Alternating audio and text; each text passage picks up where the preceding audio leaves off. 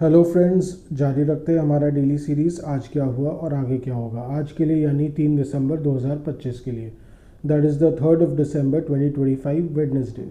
सो आज क्या हुआ। आज अगेन बाज़ार जो है वो थोड़ा सा गिर के ही बंद हुआ। सो निफ्टी की बात करें तो वो लगभग 46 पॉइंट्स गिर कर 25,986 पर बंद हुआ। That is it was down 46 points, closing at 25,986। और वही बैंक निफ्टी की बात करें तो वो 74 पॉइंट्स बढ़कर 59,348 पर बंद हुआ। That is it was up 74 points, closing at 59,348। So आज जैसा कि हम कल कह ही रहे थे कि मार्केट का जो बेरिश अंडरटोन है, जो दबाव है बाज़ार में, वो अभी भी बना हुआ ही है। सो ऐसा लग रहा है कि 26,000 का लेवल जो है वो टूट सकता है, और फिर इनफैक्ट आज सुबह को टूट ही गया। ऐसे मार्केट जो खुला वो वीकनेस के साथ ही खुला।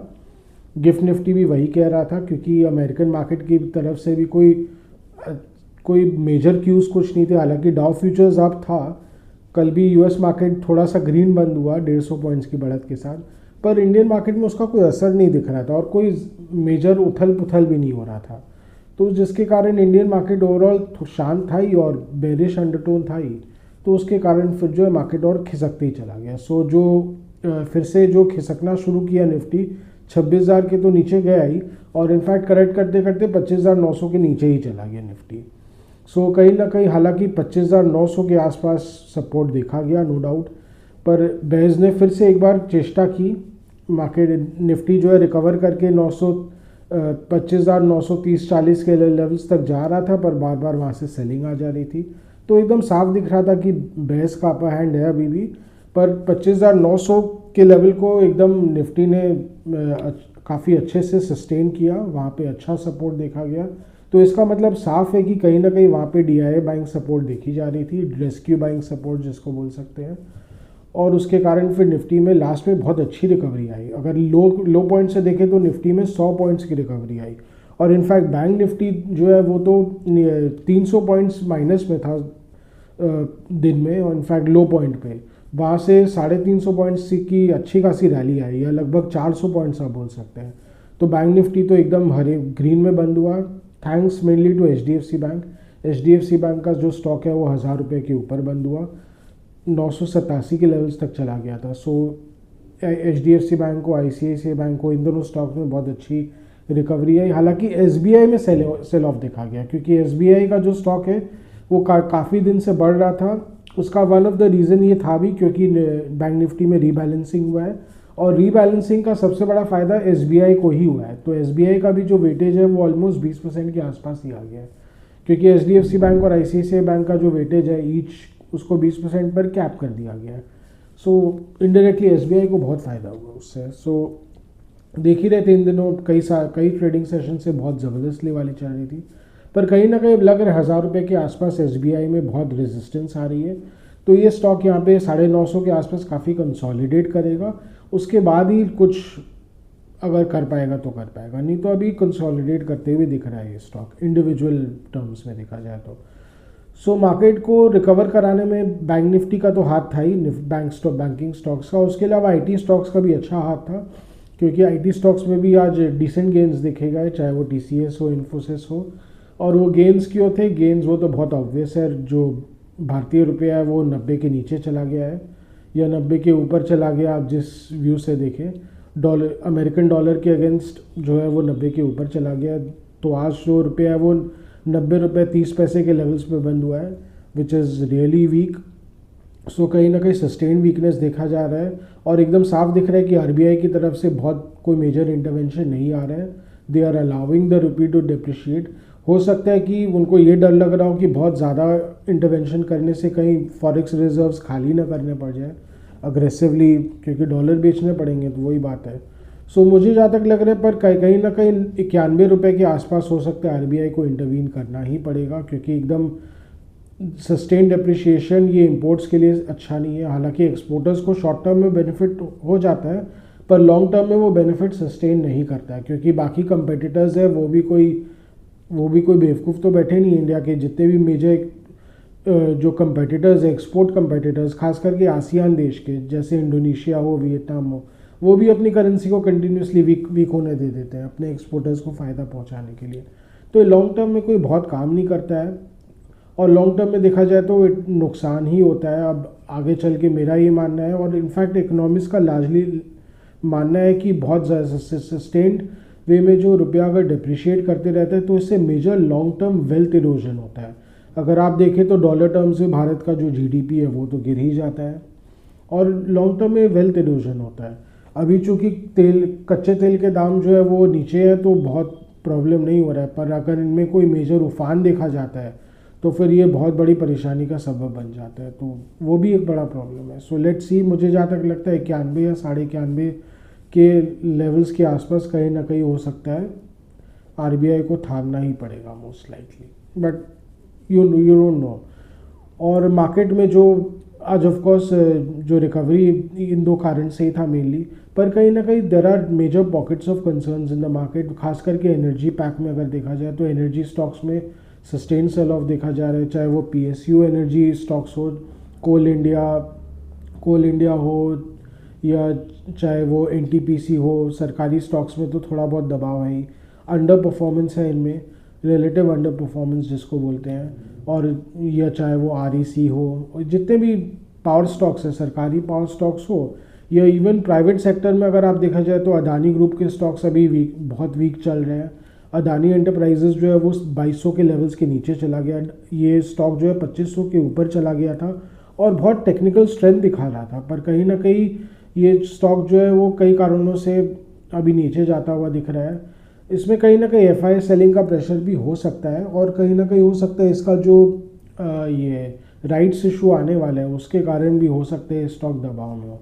इसका राइट्स इशू जहाँ तक 1800 रुपये के आसपास आने का है, पर कहीं ना कहीं उसके कारण कहीं दबाव में तो है ये स्टॉक। सो कहीं ना कहीं सेलिंग प्रेशर है, और इनफैक्ट ओवरऑल देखा जाए तो अदानी ग्रुप ओवरऑल प्रेशर में है।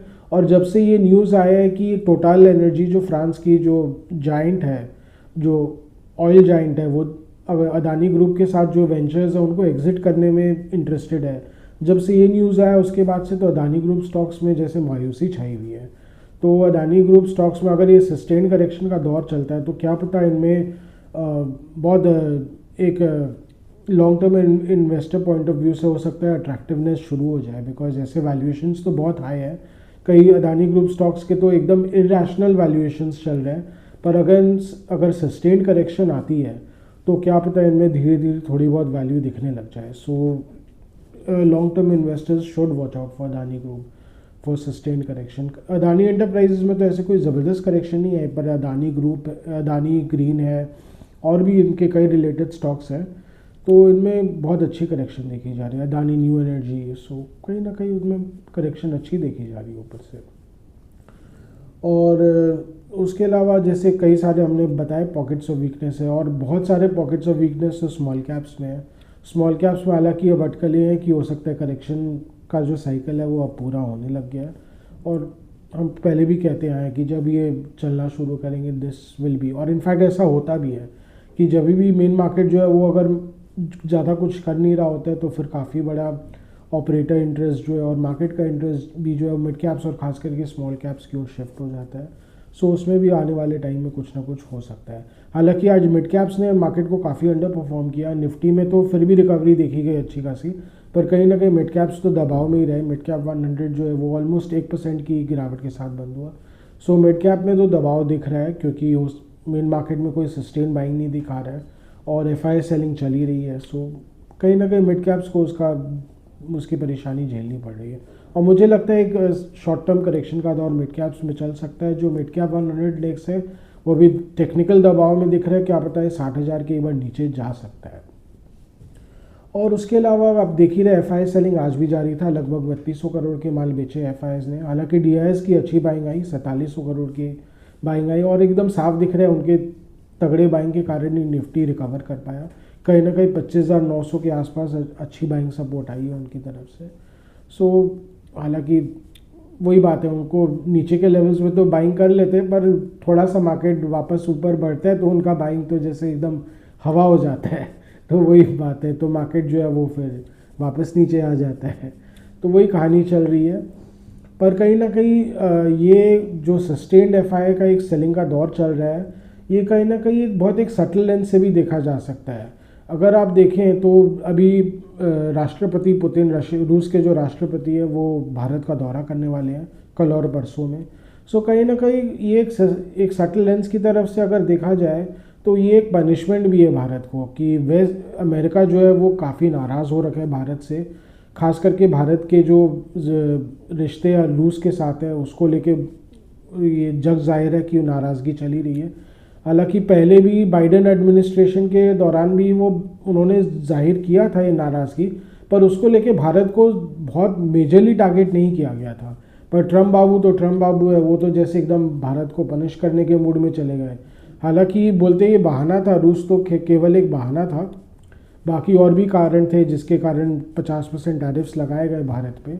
पर कहीं ना कहीं अब एक जो पनिशमेंट का एक नया दौर चालू हुआ है। आप जानते होंगे कि वॉशिंगटन डीसी का ज़बरदस्त पकड़ है, अपने जितने भी फाइनेंशियल इंस्टीट्यूशंस हैं उन पे ज़बरदस्त पकड़ है। सो कहीं ना कहीं उनको इंस्ट्रक्शन जा रहा होगा कि तुमको भारत को बेचते रहना है, भारत के जितने भी इक्विटी मार्केट्स है, इक्विटी स्टॉक्स हैं, उनको बेचते रहना है।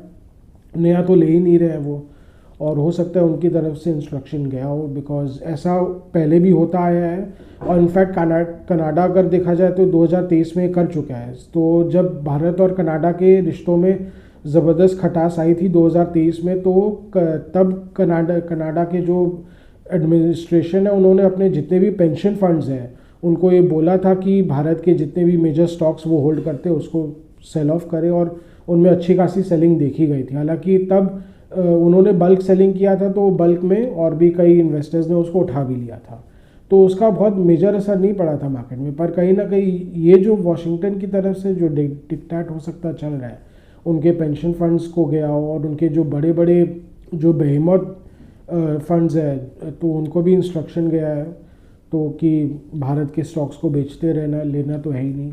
और अगर कहीं ना कहीं कोई मेजर अगर मेजर पनिशमेंट देना होगा तो ऐसा हो सकता है कि ये एक नया वॉर चल सकता है भारत के इक्विटी मार्केट्स के खिलाफ। एफआईएस की तरफ से अगर पनिश करना ही होगा तो बहुत इंटेंस सेलिंग हो सकता है। सो इसके चांसेस हो सकता है आगे चल के। सो प्लेयर्स, जो मार्केट के प्लेयर्स हैं, ट्रेडर्स है, they should always be careful. ये सब होने के चांसेस हैं आने वाले टाइम में। सैंक्शंस वॉर जिसको कहते हैं, अगर फॉरेन पॉलिसी के टर्म्स में ये इन सब चीज़ों को सैंक्शंस वॉर करना बोलते हैं। जैसे रूस पे हो ही चुका है, काफ़ी सारे सैंक्शंस लगाए गए, रशियन इक्विटीज़ को एकदम से सेल ऑफ कर दिया गया। सो जितने भी रशिया का जो इक्विटी मार्केट है उसको एकदम से क्लोज कर दिया गया फॉर वेस्टर्न पावर्स। तो अब कोई भी वेस्टर्नर रूस के मार्केट में इन्वेस्ट नहीं कर सकता है, और कोई रशियन जो भी है वो वेस्टर्न मार्केट में अगेन इन्वेस्ट नहीं कर सकता है। सो एकदम कट ऑफ कर दिया गया।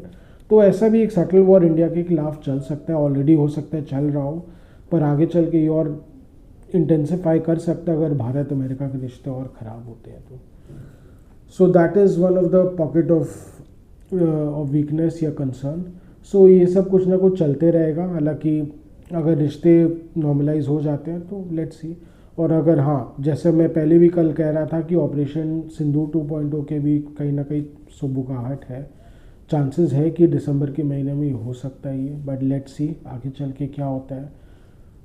सो इन सब अनसर्टेनिटीज़ के बारे में तो ज़्यादा कुछ कहा नहीं जा सकता, ये सब तो मार्केट में चलते ही रहेगा। सो आज का डेली व्लॉग यहीं तक रखते हैं। आशा करें कि आपको हमारी डेली व्लॉग्स अच्छी लग रही हो। Do like, share and subscribe to our channel, do hit the bell icon for regular update on our videos. And उसके अलावा अगर आपको कुछ स्टॉक स्पेसिफिक जानना हो या कुछ फाइनेंशियल मार्केट्स के बारे में कुछ जानना हो तो please write in a comment section. We will help you, guide you in any way possible, as much as possible by us. And उसके अलावा अगर आपको कुछ सजेशंस देना हो या फीडबैक देना हो तो again please write in a comment section. Your feedback, your suggestions are valuable for us. They help us improve and improve our content in any way. So thanks for today.